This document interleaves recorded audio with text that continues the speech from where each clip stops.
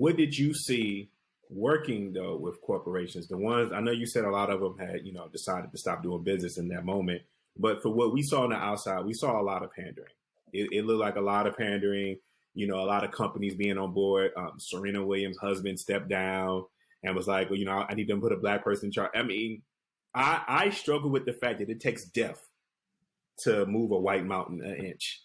Like it takes a lot of black death You're to right. do that, You're right. But what were you seeing with your company on that side? What changes were you seeing? And if I can ask also as a plus, were you still consulting like, yo, that ain't the move? Or was there some encouragement? So there's a couple things I think that are really important. And so I'll go back a little bit to the ethos that we teach from. First, a lot of people say, the work of DEI is changing hearts and minds.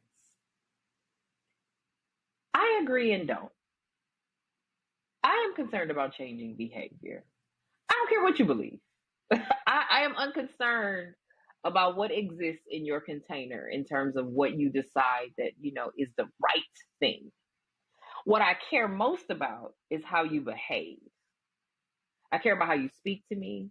I care about if I am considered equitably. I care about if I get the right opportunities. I care about your behavior, how you are actually engaging on a day-to-day basis.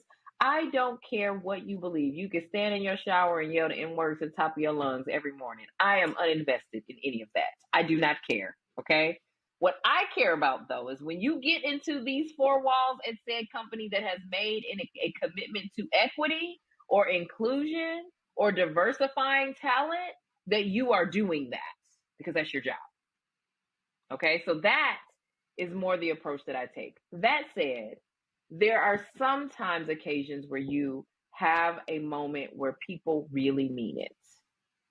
So I don't want to diminish that exists. There are folks that are legitimately out here saying, whoa, this is unfair, it's inequitable, and we need to change it. We need to center Black voices. We need to make a point to elevate our, trans women. We need to do these things because, oh my gosh, the oppression and discrimination is entirely too palpable for us to continue on as though there is some degree of equity happening here.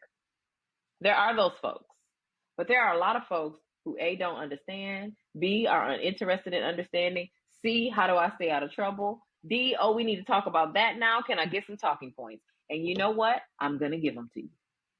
Because if I get you to say it, all I have to do after that is get the folks around you to hold you accountable.